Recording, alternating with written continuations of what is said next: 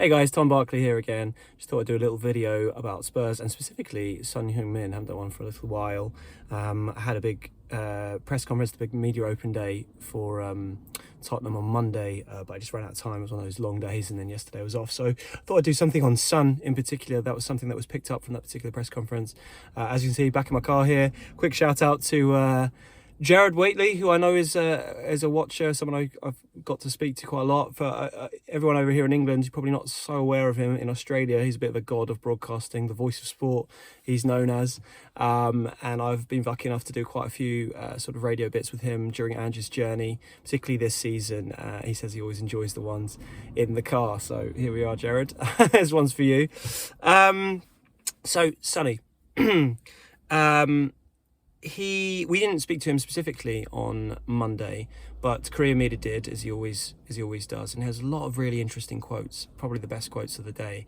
And I won't go over sort of Ange's press conference because it's a bit old news now. It's a couple of days ago. We did speak to Kevin Danzo as well, but I won't really touch on that. There are lots of other players we spoke to which are being held. The interviews are being held back for in the lead up to the final itself, which I may do videos on nearer the time. But at the moment, let's just focus on Son. I mean, this ended up being back page news. A lot of the stuff that he said. The main line that made the back pages over here in England was about how he'd texted Harry Kane after he won the Bundesliga. Harry rang him back on a video call and how happy he was to see Kane finally end his trophy curse, and how he's hoping it inspires Tottenham to end their own 17-year trophy drought. But there were other quotes in there that were quite interesting, which makes Son quite a topical theme, and Andrew's asked quite a lot about Sonny in his press conference too, so hence why I'm doing this video. He said that he feels like this could be an opportunity that might not come back, i.e. the final, to go and win something. But I think the question going into this is, will he get much of a chance to play? I mean, he's been out for a month with a foot injury, as we know. He made his comeback against Crystal Palace. He hopefully will be in a good place to start by the time the game kicks off next week and in Bilbao on Wednesday the 21st. But I think there is an argument at the moment amongst Spurs fans, and one that Ange Postecoglou himself may be sort of mulling over in his head, is whether to start with Sonny or not, even if he is fully fit, given the season he's had and the options perhaps he has out wide at the moment. Perhaps that's sacrilege, given what an unbelievable player he has been for Tottenham. And I'm not saying that's exactly what I think yet. In fact, I'll maybe come to a conclusion at the end whether I think he should start or not. But I think the question is being asked, hence why I think this video is relevant. So this is, as I said, living legend for Tottenham, even though he said at the start of the season that he doesn't feel like he can be a legend until he wins something. Maybe there's something in that, but given the fact that Spurs have won so infrequently silverware during their time, particularly in the Premier League, and under Daniel Levy's reign, I still think he sort of deserves legendary status for what he's achieved. Remember, this is a player that was signed for an absolute snip on reflection of 22 million back in 2015 from Bayer Leverkusen. He's gone on to score 127 Premier League goals. Not many players, a handful of players, I think it's 14 or 15 now on the list, have scored more in the history of the Premier League. He and Harry Kane, back to Harry, their goal combinations in the Premier League of 47 goals is by far in the best, out a long way ahead of the next best, which is Drogba and Lampard, on I think 36. He's obviously made two finals in the Champions League 2019 final and the League Cup final a couple of years later.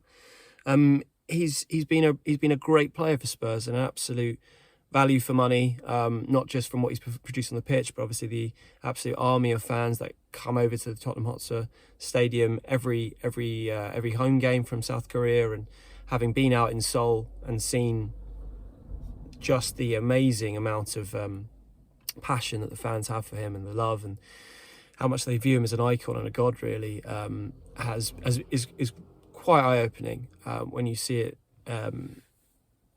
When you see it in his home country. And obviously that's had a massive, let's be honest, financial benefit to Spurs over the years, with all those fans supporting Sonny in particular. As I said, he spoke to Kane, and he also talked about how he's learned those lessons from those two finals that he lost. Remember, obviously, 6 years ago in the Champions League final, who can forget it? The game was basically over before it began with that early penalty, and Liverpool really did dominate the game.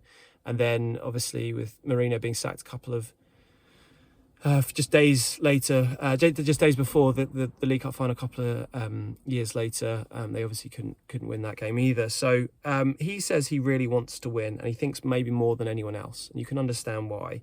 As I said, back to that opportunity he feels like might not come again. And he said the biggest reason that he stayed at Spurs was to achieve something that others couldn't. Remember, no one's won anything for 17 years. Not even Harry Kane managed to win something. And he talks about the pieces of the puzzle of his career at Tottenham and how this would be the final piece of the puzzle. So Son, at least from the words he's saying, his motivation could not be higher going into this game. And he feels like his whole career at Tottenham, is coming down to this, and how, as he said at the start of the season, how he doesn't feel like he can be defined as a legend at the club until he wins something, and he just badly wants to win it.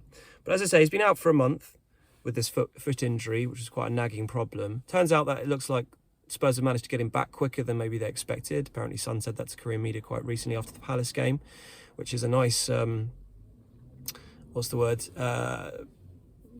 nice outcome given how many problems they've had with injuries this season and players' injuries sort of dragging on longer than expected, but it was back quicker than expected. And he has just come back against Palace, but whether he'll be in a position to be sort of fully fit and firing, this is Wednesday, so there's a week's time to the final, is another matter. Ange was asked about him, and he's got a fantastic relationship with Son. He obviously made him the captain. He knew him well before he came to Tottenham. Obviously, it was his Australia side that beat sunny South Korea in the 2015, Asia Cup final. But being an Asian icon and Postecoglou having worked, obviously on that far side of the world with Australia, but particularly in Asia with Japan and with Yokohama Marinos, he's been well aware of Sonny for a long time. And like I say, gave him the captaincy. He's been very, very close to him. He's always spoken very, very defensively, or not defensively is the wrong word, but he's always stuck up for Son whenever the likes of me or any other journalists have been sort of criticising or questioning his whether his form's dropped off this season. But he did say, when in terms of picking Sonny and whether his sort of heart might rule his head for this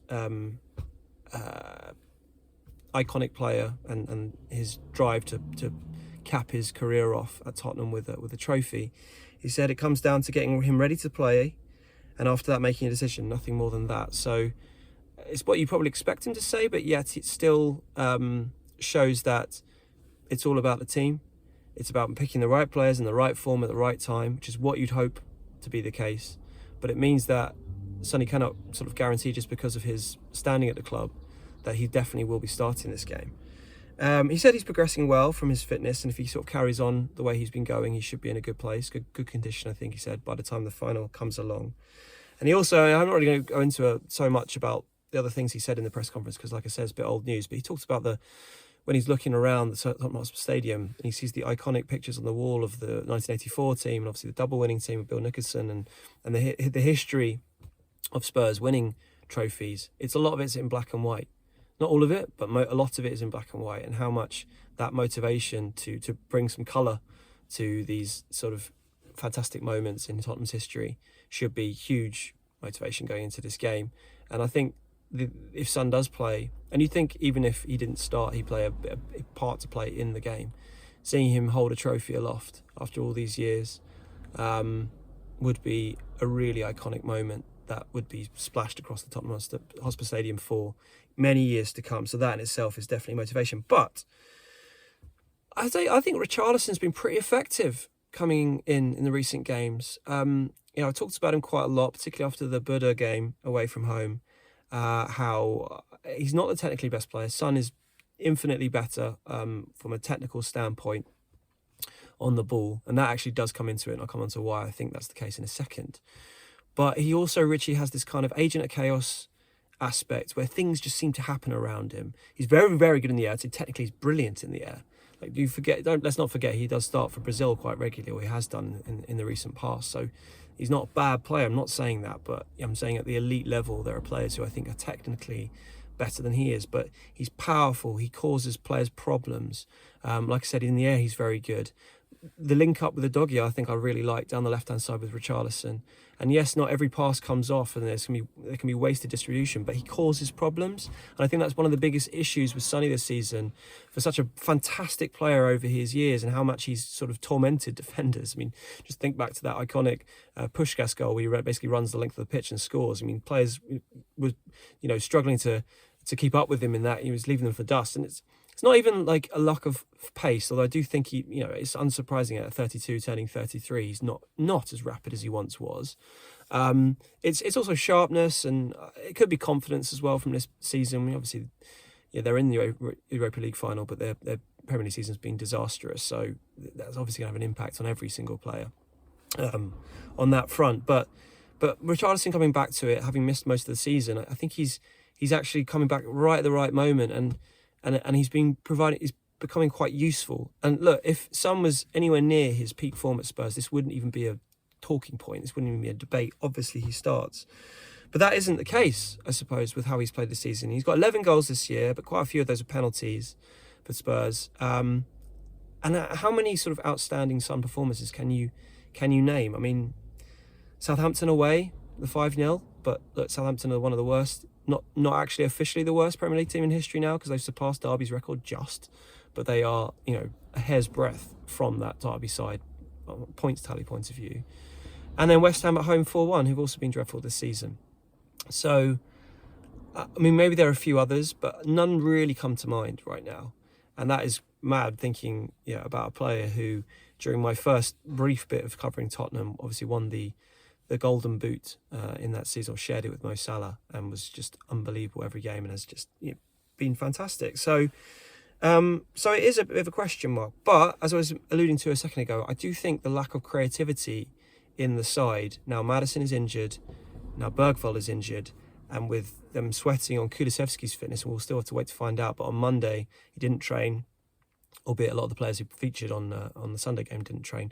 But obviously Kulusevski went off early, and I think Ange was talking about it being a knock and hoping it's not too serious, but it wasn't exactly like he was sort of completely dismissing the prospect of him not being fit for the final. We'll wait to see on that. But if there is an issue with Kulu, and to be honest, he's had his own injury issues recently and not come back in the most sparkling form for understandable reasons, then suddenly if you've got a midfield of, say, Bentancur, Bissouma and Sarr, that is distinctly lacking in creativity. So you might look to play Son for that particular reason, because he does have excellent he does have that technical ability I was talking about that Richarlison doesn't, which may be able to create something out of nothing. And that left-hand side, an ideal world for this Tottenham attack under Postecoglou, it feels like Johnson is the finisher outright, right. Dominic Solanke is the occupying centre forward who links up play. And the left side, which is why I think it's so crucial, whatever happens in the summer, that they go and buy someone who has kind of Sonny-esque technical ability, but is, I guess, more on the up in their career than Sonny, I say. It's vital for that position, if it is Postecoglou to stay, or whoever comes in, if they look for a similar style, because they're the ones that sort of have that, to quote Glenn Hoddle, that little bit of magic out wide left to create things. And, Eze, for example, looking at him the other day, would be perfect for that, albeit he doesn't play wide left so much for Palace as much as I can see, but for England he's been very good out there, and I think he would fit the mould there perfectly. But that's for another talking point. But in this particular game, it might be that Son, with his ability out left and his technical ability, that might be give him the edge over Richarlison, and obviously Matisse Tell as well has come into it too, going into that game. So it's an interesting talking point going into this match. I'd love to know your thoughts on who you'd start in the game, or where, if you don't start Son, whereabouts do you look to bring him on, how you see the game going out. I mean, obviously we're going to be doing loads of this the build up ahead of the game, so there'll be lots of other talking points going into it. But specifically on Son, where do you see him, and where do you see his future as well? He's obviously got he's signed his contract, or had his contract triggered for another year, so now his deal is up at the end of next season. But I do wonder what the future holds really for Sonny going into next season or the year after that. And but I guess the focus just seems to be primarily from everyone is finishing the season, trying to win the Europa League, and then assessing from there. But for Son, as he said, he feels that he's more motivated than anyone. Now let's see if he gets the chance to put that motivation into practice. Cheers, guys.